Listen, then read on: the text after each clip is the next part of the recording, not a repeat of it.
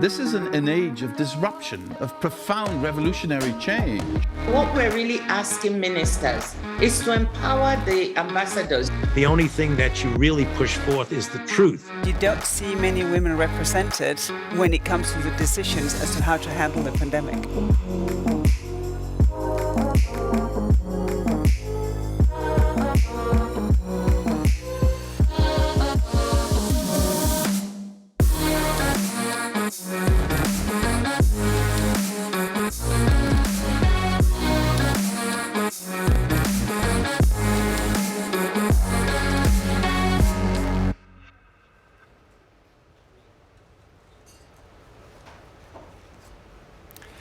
Good afternoon, and thank you everyone for joining us here today, both in person and online. And welcome back if you've been following since before the networking break. I'm Victor Jack, an energy reporter at POLITICO Europe, and the subject of this panel will be about zero-emission buildings. Now, it's no secret that buildings across the EU account for 40% of the bloc's total energy consumption and 36% of its greenhouse gas emissions every year, a staggering figure that makes improving their energy consumption surely a crucial part of the EU's overall climate ambitions. But there's another reason the EU's building stock can't be ignored, and that's Russia's war in Ukraine, which has sharply highlighted just how reliant the bloc is on Moscow's gas. Even though the EU has managed to reduce its dependence on Russia from 40 to less than 9% this year in gas, that's not stopped energy prices from soaring, which many experts predict will now stay high for a while. Europeans have now become acutely aware of just how important energy savings are, in a way they've perhaps never had to do so before. And with 1/3 of households still using natural gas to heat their homes, that means buildings aren't just a climate issue, but they're now a national security issue too. So it's in this context that a focus on energy efficiency, insulation, renovations, and heat pumps that will play a crucial role in reducing consumption and protecting households. This panel comes at a great time, as the revised Energy Performance of Buildings Directive is currently making its way through the EU's institutions, though they've remained starkly divided in just how ambitious these final rules should be, especially around so-called MEPs, or Minimum Energy Performance Standards. Now, before we start, a few housekeeping rules. You can ask questions only through the Swapcard platform, the instructions for which you can find on our event website. If you're already on the platform, feel free to chat with fellow attendees and ask questions in the questions box to the right of the screen if you're on desktop, and below the live stream if you're viewing on your mobile. If you're joining us in person, we can ask you to ask your questions via the Swapcard app by scanning the rotating QR code on the screen here around the room. We'd love to see you get involved. So, without further ado, it's now my pleasure to welcome our panelists. We have Kieran Cuff, an MEP with the Greens Group, who is also the chief negotiator for the Energy Performance of Buildings Directive. We have Paola Pino, director at DG ENER's Just Transition, Consumers, Energy Efficiency and Innovation Department at the European Commission, and Ryan Roberts, head of Sustainable Construction at Holcim Group. So thank you all for joining us. I just wanted to get started a little bit on the impact first of Russia's war on this whole discussion. So Ryan, I wanted to kick off with you. What impact has Russia's war had on the debate around energy and buildings? And have you seen orders for, perhaps some of your products, insulation and others, substantially tick up since February 24th? Yeah, thank you. I mean, it's a good question. I think it's hard to pinpoint whether it's having an impact or not. But I think what we can certainly see is there's this real focus on the energy performance of buildings, and what is the performance at the building level, and also what is the performance that's been impacted by the energy demand. So what's the grid that's powering it? I can't say that we can tie demand or changes directly to it, but what I would say is there's increasing awareness. As people are becoming aware, we're starting to see action, and particularly around, as you said, the emissions that are coming from the built stock. The 70% of that are really coming from existing buildings, so there's this rapid focus to make them more energy efficient, and bringing solutions like insulation, roofing or electrification of heating systems is really at the forefront of what the customers are looking at. And Paola, I wanted to bring you in here. Should renovations and energy in buildings now be considered an issue of national security and treated as such by legislators? Thank you, Jack. And I really liked your introduction because you really hit a number of key points.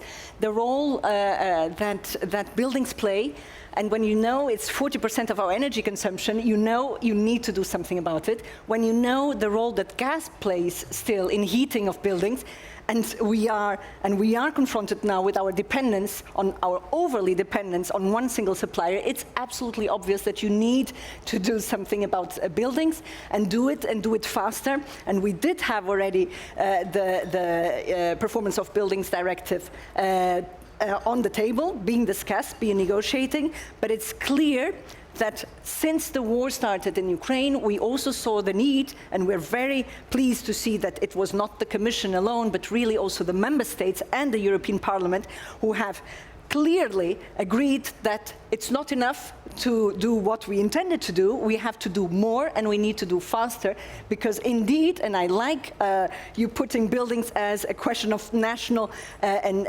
security. It is, given their role in gas consumption these days, and also in terms of what they consume in terms of greenhouse gas emissions. So clearly, yes. And Kieran, I'd like to hear from you as well. Have you felt similarly, and also concretely, has this securitization in a way manifested somehow in practice, you know, for example, in speeding up or accelerating appetite for higher ambitions for the Energy Performance of Buildings Directive, which I'm now going to call the EPBD because it's a bit of a mouthful. Acronyms. I'd love to say that there has been a huge momentum across the political spectrum for increased ambition, but I think it actually has been a bit divisive politically. And a crisis is always like that. There are those who say we need to move faster and go further, and there are those who argue that a crisis is a time to not be too pushy about change. And I guess that is the landscape that I'm navigating at the moment. And I think the issues that you have all identified of both the Ukraine crisis, but also the kind of climate crisis. This summer we saw weather extremes and weather records being broken all around the world. In my own city of Dublin, the highest temperatures ever recorded. So I think we need to move fast. And these are the arguments that I use with my colleagues. And sometimes these arguments work, and sometimes people say, look, we're in a crisis, now is not the time to be pushing too hard. And I guess one has to try and plan a pathway through all of this. And Paula, I just wanted to also ask, I mean, we've now seen, you know, emergency regulations coming from the Commission on permitting for renewables, on heat pumps, on, you know, gas-saving demand and so on. Would you support a similar emergency proposal for energy efficiency, for example, on rolling out insulation and on renovation?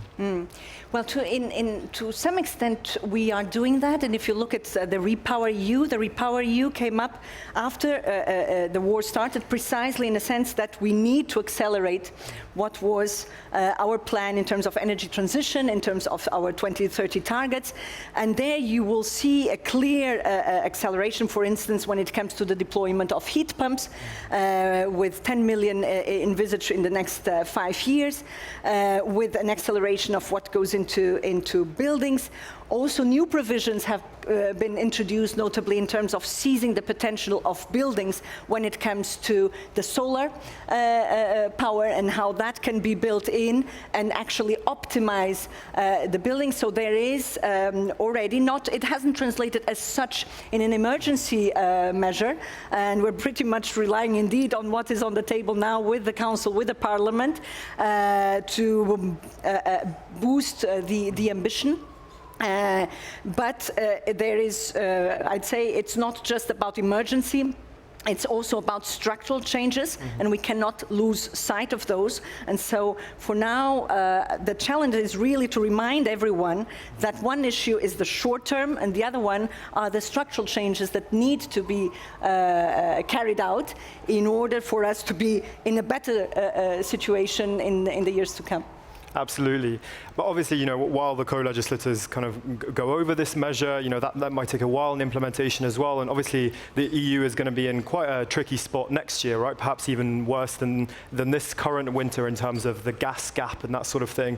So, you know, while we fill that gap, I mean, would you support some more emergency regulations on, for example, insulation to protect us for next winter?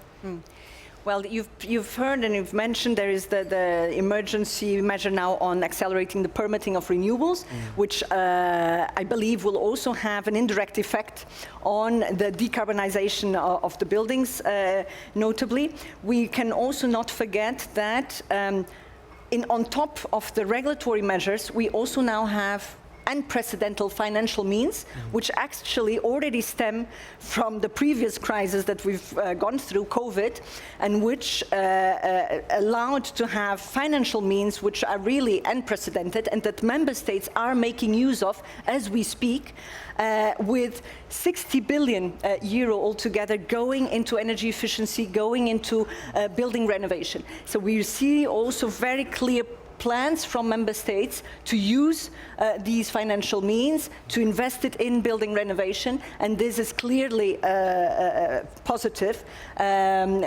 development, which comes also handy under the current circumstances. Great, great.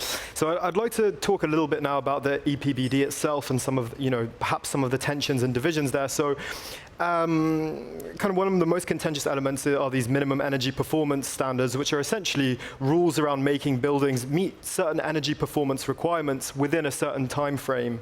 So the proposal would see buildings ranked from the most efficient class of buildings, so that's A, which have zero emissions, to the least efficient class, G, which is equivalent to around 15% of the worst performing buildings in each EU country. Kieran, now, a lot of the EU institutions are pretty divided on this. What do you see as the main dividing lines on what you're proposing compared to the Commission and EU countries? And do you feel that the Commission proposal goes far enough? As always, I would like to go further, and I think if you're not ambitious in Parliament, God help you when you get to trialogue. But I do think we need to be ambitious, and I think there is support. But there is divisions as to whether we should prioritise the worst performing buildings, whether we should incentivise the best performing buildings. And there are divisions that are not just political, they are climate related, because clearly it's easier to use less energy in southern Italy than in northern Sweden. So that is often at the heart of the discussions that we're having. We're also getting a bit of pushback from some groups, and I think there is a role there of lobbyists within the European institutions. And I'm proud that my own group, we record any meeting with a lobbyist, and I'm very conscious this event is received funding from the fossil fuel industry, and I do need to point that out. But I'm also conscious that we need to work with industry to get to where we want to be at the end of this, and we need to take advice from civil society, but also from industry. My concern as well is over the bottlenecks that are there, and my colleagues within the Parliament do point these out, that there are skills shortages, there are material shortages, and we need to address these as well. We can't tackle all of this within the European Parliament, but we need to put pressure on the member states to encourage them to use, in some cases, the recovery and resilience funding to provide the training programs, the kind of the short programs that help bring a plumber up to speed with installing a heat pump, that show people how to deliver an airtight building. Because we are really bringing building construction through a step change from leaky, drafty buildings up to weather-sealed, watertight and energy efficient. And I think particularly after COVID, we've learned the importance of good air quality, both outside our buildings and within them. And we need to incentivize that within the EPBD. And I think we'll do that. I think across the board there is ambition. We may disagree about, shall we call it, the glide path to 2050. Some, like myself, would like to get up to a high energy rating much sooner. But there are others who say, take it easy, don't go too fast. Great, great. And yeah, thank you for also highlighting. Obviously, we have to say that we're an apartisan organisation, but we strive for transparency, so it's good that you bring up the kind of sponsorship element. I'd like to kind of hear from Paula again on this. I mean, countries have, sought through this sort of flexibility coalition to water down some elements of the EPBD, and they kind of want to renovate the 15% of the worst performing non-residential buildings by 2030, but without reference to a specific energy class, and a D class for residential buildings by 2033, which is a fairly significant dilution of even the kind of Commission's proposal. Is there a sense in which you feel countries aren't taking this issue seriously enough, given it's a key part of their energy security now? Mm-hmm. Well, here, and I would agree with Jen that indeed, when you look into the details, then not everybody agrees that we need to accelerate and we need to increase ambition, and we're seeing it, of course, now in the discussions. Very interestingly, and it's not a secret, you may have seen that what has come out of the Council, which we call in the jargon is a general approach, so it's basically the mandate to negotiate now with the European Parliament, has been accompanied by a declaration of 6 member states actually asking for more ambition, saying, well, we can support this mandate, but actually we would like to see more. And I think that also sets a very clear signal in terms of, yes, sometimes where the disparities are, we need to bear in mind that indeed we are speaking, as always, of 27 member states with different realities in terms of buildings, and some who are much more advanced in terms of the performance of the buildings, and some lagging behind. So we will need to meet somewhere, so that really also the national specificities can be borne in mind. But we cannot forget that 75% of our buildings are still poor in terms of energy performance. This is huge. And to put things also into perspective, because it's not clear to what does this mean, these classes, right? So when we speak of the worst performing buildings categorized under class G, they actually consume 10 times more energy than the best performing buildings in class A, 10 times. And here we really need to come in also with the current context, which is what does this mean ultimately for the consumer, for its energy bill, is really tackling the root of the problem.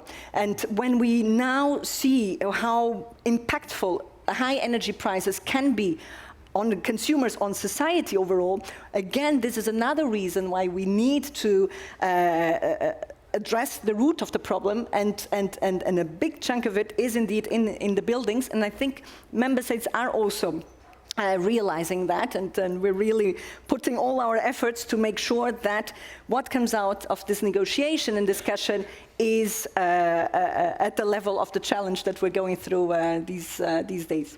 And Ryan, I'd like to bring you in here as well and hear kind of an industry perspective. I mean, the Parliament's and Kieran's kind of proposal is very, very ambitious. Is it realistic for you? Like, are there obstacles that would kind of be there in terms of implementing that sort of thing? Yeah, look, I think it's worth starting with the frameworks and the ambitions.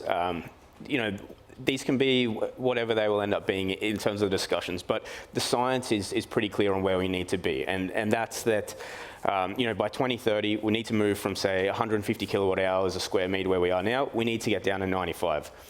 But we know that there's European states that are really focused on going above and beyond. So if you take the UK, their 2030 target for buildings per square metre is 55. So we should start with the science, I think, rather than what works for a particular framework or what works for a particular industry. Construction is one.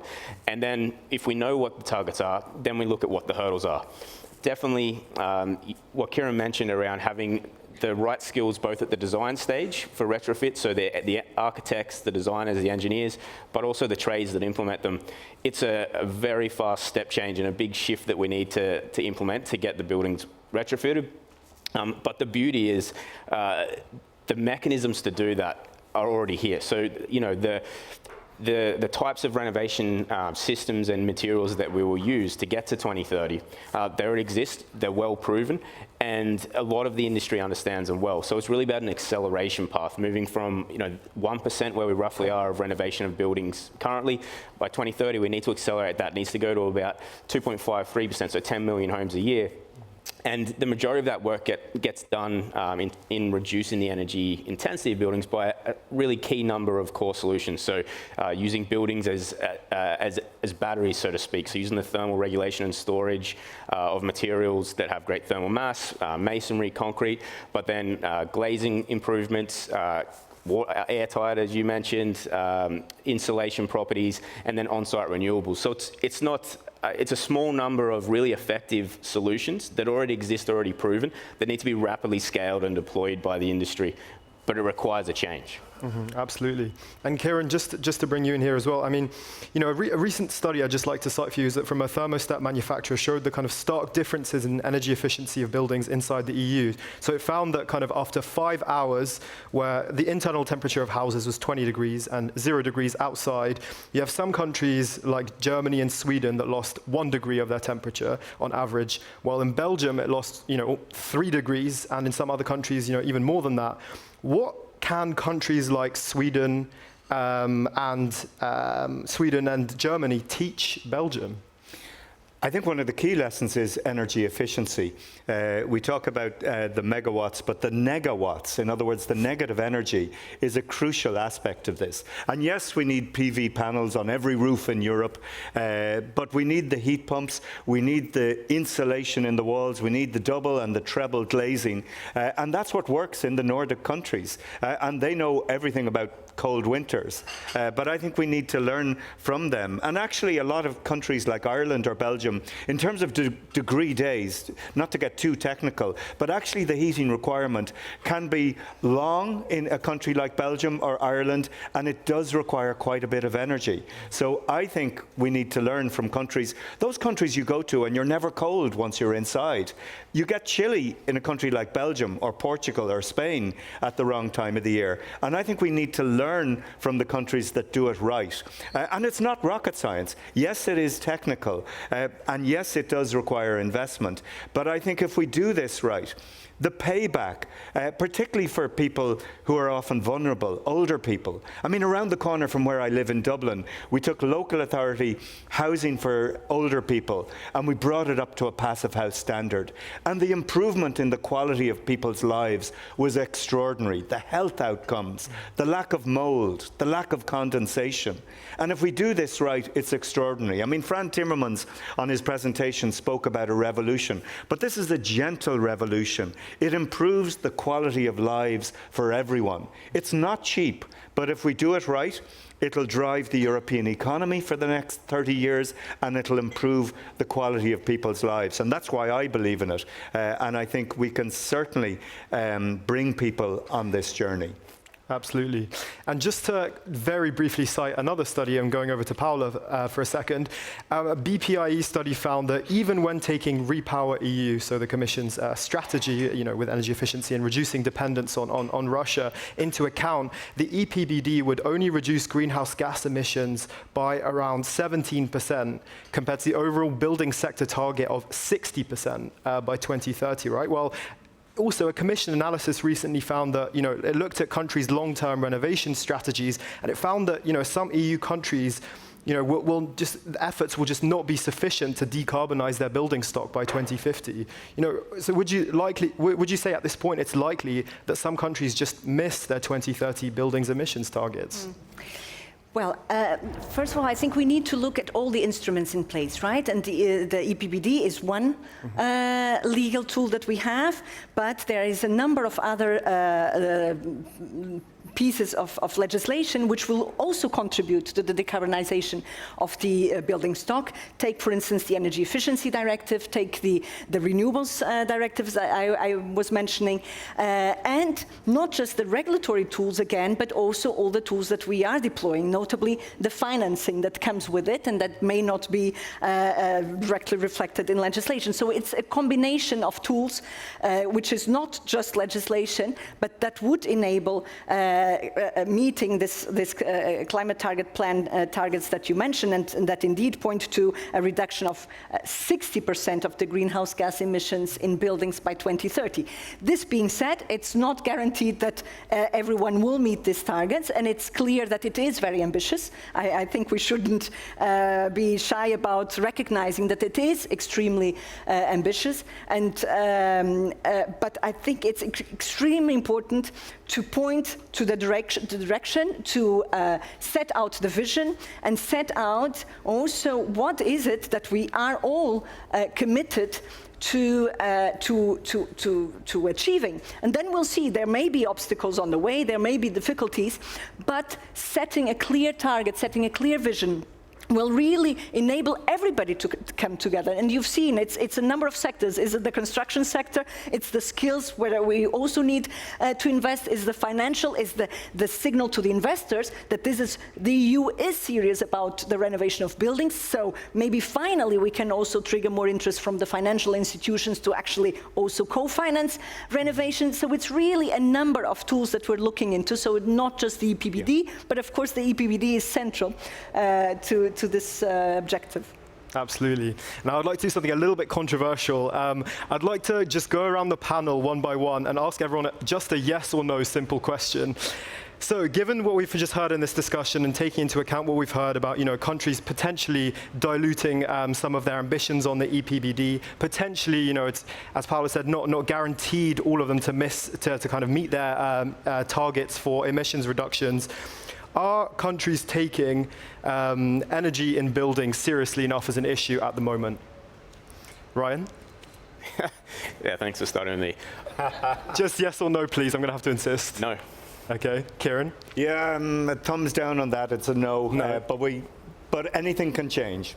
Paolo? Taking seriously, yes. Enough, no. Okay.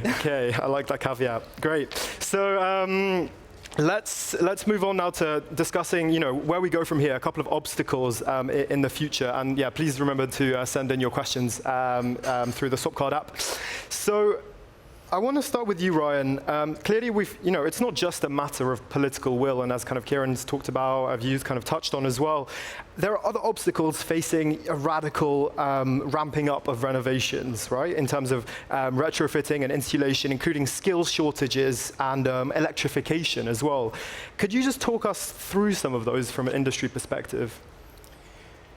Yeah, it's probably best to start with, why do we build? And for me, the reason we build is for people. If that's the only reason we build things is to make people's lives better, to better society. And we should start with how we're going to design and build things. How is that going to make the life better for the occupants or, the industries that occupy them? And, I think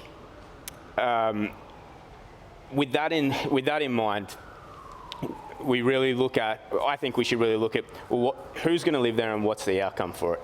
And so earlier we were talking about, I think, the costs and these type of things. And if I reference the technologies that exist that we're working with, for sure there's the conventional ones like roofing and insulation and these type of solutions. But there's also electrification in terms of comparing compatibility with the grid, renewables, so whether we're talking geothermal or whether we're talking solar, and then making them compatible with the systems that are in buildings. And if I look at a project that comes to memory in Austria, if I remember it correctly, but essentially they took renewable power, combined these to electrify with heat pumps, and then use them as a storage system within the buildings, activating the thermal mass of the concrete, using it as a battery to improve the lives of the people that live there. And what the outcome was is using electrification and technologies, the people that live there that were already low-income families, their cost of living, so their cost moved down from, when we look at energy poverty, to a very low amount, say single dollars per square meter. So they're paying more for probably the internet than they are for energy. And from my perspective, this is the direction we should look when we look at the technologies and how we use them with buildings. Great, great. And Kieran, I want to bring you in here as well. So, I mean, at a local level too, there are issues, right? What kind of administrative hurdles kind of remain in terms of energy efficiency for buildings? And what role can concepts like one-stop shops play here? I think making information available to the public is crucial. And I think we're all bombarded with messages on TV or on radio of what we should do, and yet most of these messages are coming from industry. So the idea of the one-stop shop is that it provides impartial advice to the consumer, to the resident, as to what they should do in terms of a renovation, a shallow renovation or a deep renovation.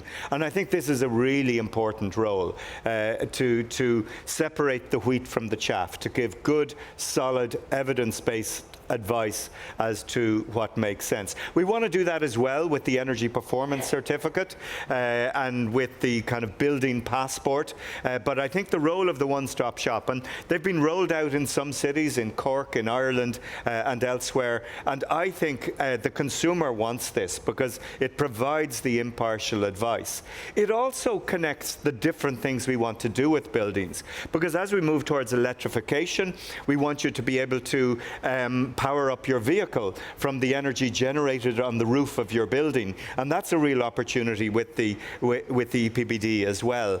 But the one-stop shop at a local level is important. The advice that local and regional authorities give in some instances, and also the finance, because the EU can't do everything, and we want to encourage member states to use the funds that are available to them, both regionally and locally, to assist consumers, to assist residents to upgrade their buildings and overcome those bottlenecks. It could be ownership issues in a multi-occupancy building. It could be technological challenges. There's all kinds of obstacles. But this meeting point, or this contact point for information, is to me a crucial aspect of the EPBD. That's great, that's great. And that would be municipalities that essentially provide this service? It would be. In the case of one in Ireland, it was both an energy agency and the local authority. So the municipality working with a government agency that focused on energy reforms. And things, you know, sometimes a toolkit, like in the libraries in my own city, you can not just take a book, but take an energy savings kit, and you open this up, it gives you a thermometer, it allows you to measure the temperature in your fridge, the amount of power being used in the building, the humidity in your walls, and it empowers the consumer to discover more about their home. And you take it out just like a library book. So initiatives like this, I think, should be there in every municipality in Europe. Great, great. And just before we get to the wrapping up phase, I just want to come back to you, Ryan. You know, a recent analysis showed, because we have to look at the whole life cycle, right, in terms of building. So a recent analysis showed that the manufacture, transport, maintenance, and disposal of building materials could account for around 10% of CO2 emissions worldwide, something that's expected to grow the more we renovate, right? Is there a way to step up renovations and retrofitting drastically without also ramping up the emissions that come within the building sector? Definitely there is. But I think referencing the sort of whole life cycle of projects and mentioning the savings that can be made, it's worth looking at what's the overall impact. So in absolute terms, what's the benefit to both the climate and the people? And in that respect, renovating buildings is avoiding a lot of emissions as well. So while 10% I think does seem like a lot, and I'm certainly sure that could be reduced through better practices, better design, particularly reuse and circularity in a more closed loop system. The most sort of circular use, or the best way to use a building is to renovate it and extend its life. So the 10% is a lot, and that can be reduced. But if you compare that from a whole life cycle approach in the calculations of the emissions saved by renovating that building and making it better for the occupants to use, rather than either building it new or letting it extend for another 20, 30 years, running at a really inefficient level, we see that this sort of net balance can be positive, but there's always room for improvement. And, you know, cities level, I really love that you zoomed in on cities, because this is where the decisions can be made quite fast with impact. And circular approaches, including the renovation of buildings, is definitely the levers that will reduce that, including the 10% even further. Mm-hmm. So fewer renovations, but deeper ones, in essence. I think understanding how to keep buildings in use as long as possible. So different types of renovations and retrofit for different levels, retrofitting, extending, repairing, they're all different levers within the circularity approach that give different outcomes, but ultimately keeping the building in as long as use as possible, as efficiently as possible is the target.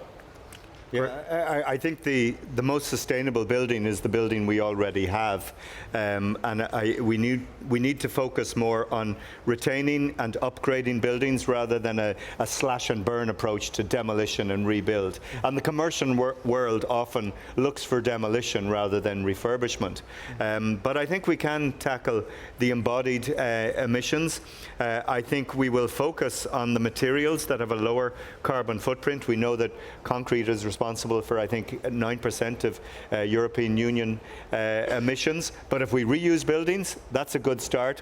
If we focus on the embodied carbon in the materials we use, that's worth thinking about as well. But yes, you can't make an omelette without breaking eggs, and it does require energy to refurbish, but it is money well spent. And given the choice of year on year spending more money on energy, on gas that comes from all kinds of regimes around the world, it makes a lot more sense to refurbish what we have to save energy in the longer term. Great. And just before we wrap up, I do have one question here from Marianne Seng saying, as the grid can provide decarbonized and renewable energy to buildings and increase system flexibility, is there a willingness to recognize it in the zero emissions building definition, Kieran? Or Paula, perhaps? Yeah, I mean, there is, but consumers can change their energy supplier by the click of a mouse. So we need to be careful when we talk about a zero emissions building that we're talking about renewables on site, or we're talking about district heating, or we're talking about energy communities. I think if we dilute this too far, we're at risk of reducing the ambition that we need. And I mean, there is a lot of great things happening. The connected grid around Europe allows hydro from Nordic countries be sent down through Europe. It'll allow solar to head north, geothermal to head east, wind to head geothermal to go west, and wind to go east. So I think the connected grid makes a huge amount of sense. The European super grid, but we do need to be careful in the small print that we don't dilute the ambition of buildings that are zero emission. Great. So we're going to leave it there for today. So thank you so much to our attendees, Kieran, Paula, and Ryan. Just before we head off, what's the one take-home message each of you had, and if we can keep it to 30 seconds or so, that you'd like to give the audience, and perhaps also to potentially unambitious countries? Well, we all, each and every single one of us, can contribute to the energy transition and contribute to putting an end to our dependence on fossil fuels. Each and every one of us lives somewhere with different possibilities, but we can start at our place, in our homes, making the difference in how we go about the building we live in. So let's all take action. Great. Kieran? You know, I think this is the third iteration, or fourth if you look at the small print, of the EPBD. But I think this time it's different. We are living in a climate and biodiversity emergency, but we're also living in the shadow of a murderous war in Ukraine. And I think this has brought home our dependency on energy from despotic regimes. We've been using a phrase, if we insulate homes, we isolate Putin. And I think it is a political issue to tackle buildings and to improve their energy performance. So that would be my takeaway from today. Great. Ryan? Yeah, mine would be we need to move faster. We need to move the specification and regulations in buildings to be more performance, away from restrictions and specifications where they are now. This is slowing us down. And we also need to be looking at the circularity of the built environment as well. And we need to build new from old and accelerate those by making landfilling either banned or so expensive that it's much more economic to rebuild and refurbish buildings. Great. Thank you so much, everyone. Just going to ask everyone in the audience to stay seated. We're going to have a very short transition before the next session, very exciting, which will be an interview with EU Commissioner for Energy, Kadri Simpson, moderated by my colleague and senior energy reporter, Charlie Cooper. Thank you so much, everyone. Well done. Perfect time management.